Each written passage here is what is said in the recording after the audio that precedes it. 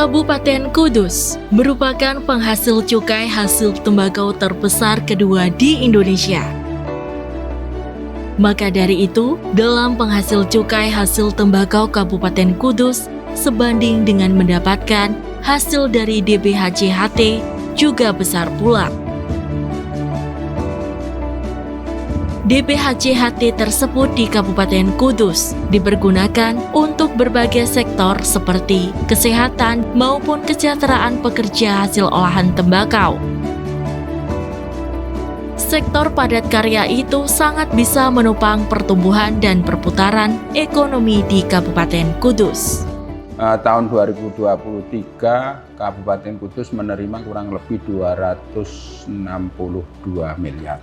Untuk tahun 2024 itu besarannya yang dibagikan kepada daerah itu 3%. Namun yang diterima oleh pemerintah Kabupaten Kudus untuk tahun 2024 itu jumlahnya menurun sebesar 212 miliar 184 juta 109.600 rupiah. Kenapa menurun?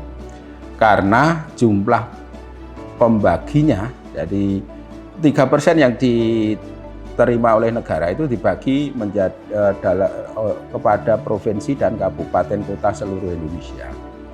Tahun 2023 kenapa jumlahnya lebih besar walaupun persentasenya itu lebih kecil, jadi persentase 2023 itu 2%, tapi kita menerima 260 miliar lebih. Tapi 2024 kita yang dibagikan itu 3%, tapi daerah Kabupaten Kudus menerima 212 miliar sekian. Itu karena pembaginya lebih besar. Jadi sebelumnya 2023 itu dibagi kepada 33 provinsi, 506 kabupaten. Tahun 2024 itu dibagi kepada 38 provinsi, 514 kabupaten kota. Sehingga karena pembaginya lebih besar, kita menerimanya lebih kecil di tahun 2024. Untuk OPD yang melaksanakan kegiatan yang didanai oleh dana bagi hasil cukai hasil tembakau itu, DBHC-HT itu, yang meliputi kegiatan monitoring pelaksanaan, termasuk di dalamnya pembagian jumlah alokasi pada OPD pelaksana itu sesuai dengan peraturan Menteri Keuangan. Jadi di situ kita memantau dan memonitoring penggunaan dari dana DBHC-HT itu oleh OPD di Kabupaten Kudus, yaitu yang meliputi 50% untuk kegiatan kesejahteraan masyarakat, di situ 50%, 40% untuk kesehatan, dan 10% untuk penegakan hukum. Di dalam 50% untuk kesejahteraan masyarakat itu meliputi kegiatan pendataan, pengawasan terhadap mesin pelinting rokok atau di industri rokok, pemeliharaan sarpras pengujian bahan. Di kita itu di KIHT itu di situ ada laboratorium tar dan nikotin termasuk itu. Terus untuk peningkatan sumber daya manusia pada industri tembakau besar dan menengah, termasuk peningkatan kualitas bahan baku di situ. Bidang kesejahteraan masyarakat ini juga digunakan untuk kegiatan-kegiatan pelatihan peningkatan kualitas tembakau dan penanganan pasca produksi di situ. Kabupaten Kudus ini tidak ada produksi bahan baku, karena bahan baku dari rokok di sini karena DBHC-HT itu adalah cukai hasil pengolahan industri hasil pengolahan tembakau. Jadi karena kita tidak ada produksi tembakau, jadi pelatihan kita gunakan ditujukan kepada keluarga buruh rokok dan masyarakat Kudus pada umumnya. Jadi di sini untuk pelatihan peningkatan kompetensi kerja utamanya. Terus selanjutnya untuk kesejahteraan masyarakat lagi itu untuk BLT buruh rokok. Jadi BLT buruh rokok ini utamanya kepada buruh rokok yang terkait langsung dengan produksi. Jadi yang bisa menerima BLT di sini adalah buruh rokok yang terkait langsung dengan produksi, seperti kalau di sini adalah yang linting, batil, nyontong itu untuk yang ngepaki tadi langsung berproduksi, langsung terkait dengan produksi itu. Kesejahteraan masyarakat Kudus juga menjadi tanggung jawab bersama pemerintah Kudus melalui Dinas Sosial Kabupaten Kudus. Dengan alokasi DPHCHT, maka peran untuk memaksimalkan kesejahteraan semakin maksimal. Pemanfaatan DPH, CHT, BLT, bantuan langsung tunai, di Dinas Sosial kita salurkan untuk kepada yang berhak adalah para pekerja rokok di tahun 2023. Penerima manfaat BLT DPH CHT adalah kepada para buruh rokok khusus yang bergerak di bidang produksi rokok.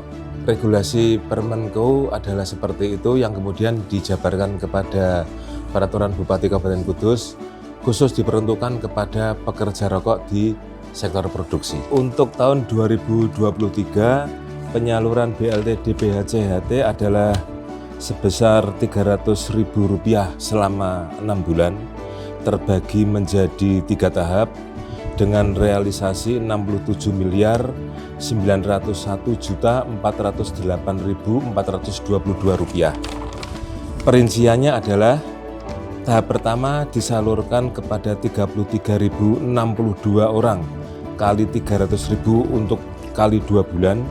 Kemudian pada tahap yang kedua 32.695 orang kali 300.000 kali 2 bulan.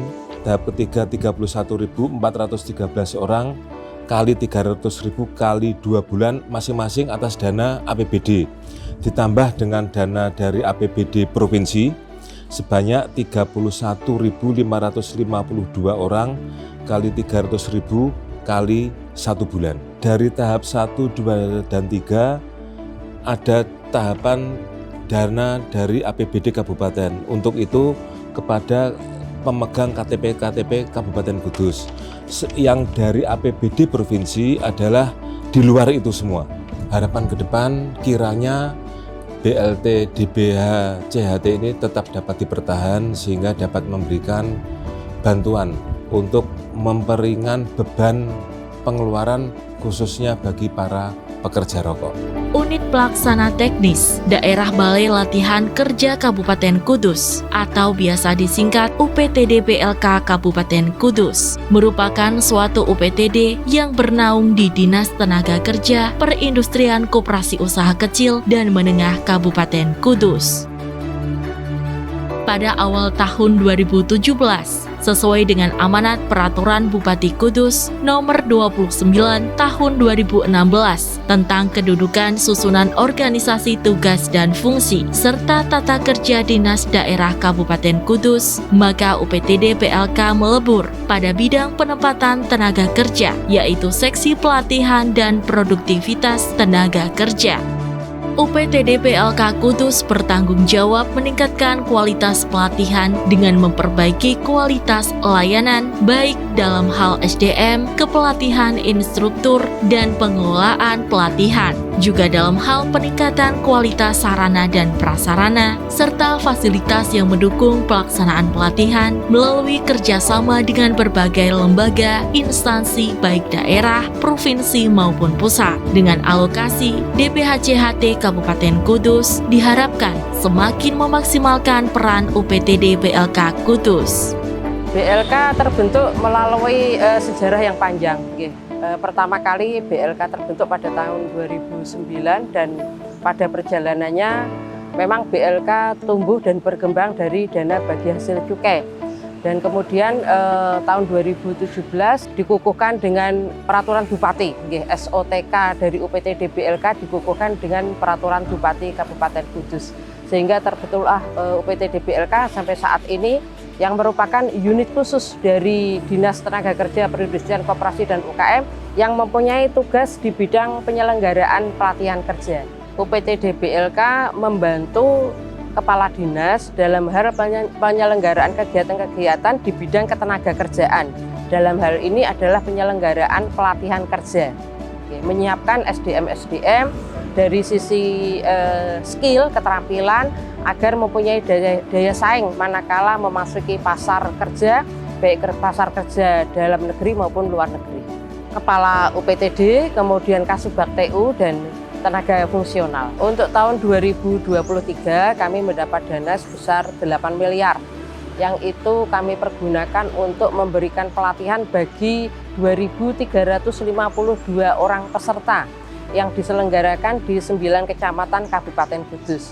Untuk tahun anggaran 2024 ini alokasi yang kami terima adalah sebesar 4,5 miliar. Ya, turun karena memang pendapatan cukai secara kabupaten itu memang terjadi penurunan, sehingga breakdown ke bawah, ke bidang, ke dinas-dinas juga mengalami penurunan. Penerima manfaat BLK atau peserta pelatihan kerja pada UPTD BLK itu kami selenggarakan sesuai dengan peraturan Menteri Keuangan yang mengatur tentang penggunaan DBHJHT, antara lain untuk buruh rokok beserta keluarganya, buruh rokok yang telah ter-PHK, dan kriteria lain yang telah ditetapkan oleh kepala daerah, oleh pimpinan kepala daerah. Ya. 2023 kegiatan terselenggara untuk sejumlah 2.352 orang, itu dengan besaran dana sebesar 8 M. Kemudian untuk tahun ini sebesar 4,5 M, tentu saja mungkin kurang lebih juga 50% dari total 2023 sasaran yang bisa kami targetkan. Regulasi yang mengatur tentang penggunaan dana DBHJHT itu sudah sangat lengkap dan rigid, dan terkait dengan pelatihan kerja yang bisa kami berikan kepada peserta adalah skill memang, artinya belum menyentuh ke bantuan peralatan. Kami di Kabupaten Kudus belum mengarah ke bantuan peralatan, lebih dititik beratkan kepada skill atau keterampilan bagi peserta pelatihan. Untuk beberapa skema, untuk beberapa kejuruan pelatihan yang sudah ada skema ujinya, tetap kami lakukan uji kompetensi. Bekerja sama dengan beberapa LSP yang sering bekerja sama dengan kami, itu LSP Eskrin dari Semarang, itu untuk MUA, make up artist, karena itu banyak peminatnya. Kemudian ada beberapa BLK Surabaya juga sering bekerja sama dengan kita, Garmindo, dan tentu saja LSP di bawah BBPVP Semarang. Semangat dari penggunaan dana DBHJHT adalah agar pekerja rokok itu mempunyai keterampilan sehingga akhirnya bisa mandiri, ya, tidak bergantung pada perusahaan di mana dia bekerja. Dia punya keterampilan sehingga dia bisa mandiri. Dengan filosofi seperti itu, maka pelatihan kerja yang kita berikan belum mengarah ke pembuatan rokok dan sebagainya. Itu keterampilan yang di luar hal itu, yang mendukung kemandirian buruh rokok sehingga tidak bergantung pada perusahaan tempat dia bekerja. Peserta buruh rokok itu yang kemarin kita selenggarakan pagi sampai siang bekerja, siang sampai sore mereka ikut pelatihan. Ada yang ikut pelatihan pembuatan roti dan kue, ada yang ikut pelatihan menjahit. Jadi selain bekerja di pabrik rokok, dia punya skill yang bisa dia manfaatkan manakala mungkin suatu saat dia tidak bekerja di pabrik tersebut lagi. Ya, jadi memang kegiatan pelatihan ini berkembang atau dapat meningkat dengan adanya dana DBHJHT. Harapan kami dari UPTD BLK kiranya dana ini tetap bisa dipertahankan untuk kegiatan pelatihan. Di samping itu juga mungkin untuk pendukung infrastruktur pelatihan, sehingga kita bisa optimal dalam menjalankan pelatihan. Artinya dalam penyelenggaraan pelatihan itu tentu saja diperlukan sarana dan prasarana. Nah, manakala sarana dan prasarana ini tidak di-upgrade sesuai dengan banyaknya pelatihan yang ada, ini kan juga tidak tepat. Nah, alangkah baiknya pelatihan ditingkatkan, tetapi sarana-sarana pendukung pelatihan juga bisa ditingkatkan sehingga bisa berjalan maksimal dan optimal. Kesan ini kami dapat manakala kami melakukan monitoring alumni. Artinya dari alumni yang sudah mengikuti pelatihan, kami pantau bagaimana implementasinya, bagaimana keadaan usahanya setelah mengikuti pelatihan. Dan ini menjadi hal yang sangat berkesan bagi kami karena banyak sekali di antara mereka itu memang sangat terbantu dengan kegiatan pelatihan ini. Yang misalnya tadinya belum punya keberanian untuk berusaha setelah mendapat upgrade ilmu, mendapat suntikan semangat motivasi dari instruktur, mereka menjadi berani, tergugah untuk memulai usahanya. Ini banyak kasus seperti ini dan harapan kami masyarakat Kabupaten Kudus, ayo rame-rame jangan takut jadi kompeten, ikutlah pelatihan di UPT DBLK untuk menjadi kompeten dan dapat meningkatkan perekonomian keluarga dan masyarakat. Untuk alumni itu ada dua, yang satu bekerja, yang kedua menjadi wirausaha, mandiri atau menjadi wirausaha. Dan itu dua hal yang seiring dan sejalan. Saya punya usaha catering di dunia roti dan kue. Awal mula usaha saya hanya coba-coba, kemudian belajar pun otodidak. Seiring berjalannya waktu, saya bertemu dengan BLK. Alhamdulillah di BLK ini dibimbing oleh instruktur yang berkualitas. Yang mulanya saya hanya mencoba-coba, akhirnya tahu tips dan trik dalam pembuatan roti dan kue, sehingga membuat kualitas dari hasil karya saya menjadi lebih baik. Dan setelah mengikuti BLK, alhamdulillah konsumen pun semakin banyak, sehingga saya lebih percaya diri, seperti itu. Awal mula tahu BLK dari teman. Sebenarnya saya asli dari Kudus ya, cuman baru tahu BLK itu tahun 2021, seperti itu. Jadi waktu itu ada teman saya yang ikut kursus, kemudian saya tanya-tanya ke beliau dan saya coba untuk mendaftar dan mengikuti tes masuknya. Alhamdulillah bisa masuk, itu sangat senang untuk saya. Saya sangat senang ya, karena dalam belajar itu 16 hari kurang lebih waktu itu. Tapi dalam waktu 16 hari itu terasa sangat singkat. Karena apa? Kalau saya sendiri merasa kurang. Karena apa? Itu tadi, selain instrukturnya yang baik, ramah, terus pegawainya BLK juga ramah-ramah. Kemudian saya jadi banyak mendapatkan manfaat yang luar biasa dari BLK itu sendiri. Selain jadi tambah banyak channel, banyak teman yang sama berkecimpung di dunia roti dan kue. Pesan untuk BLK, semoga untuk kedepannya BLK semakin baik, semakin maju dan lebih berkualitas. Jadi setiap kegiatan dilakukan oleh OPD yang didanai dari APBD, baik sumber biaya dari DBHCAT, itu harapannya setiap kegiatan dari satuan kerja atau perangkat daerah itu bisa memberikan manfaat lebih kepada masyarakat. Industri yang dibiayai di DBHCAT itu kan ada 20% untuk industri.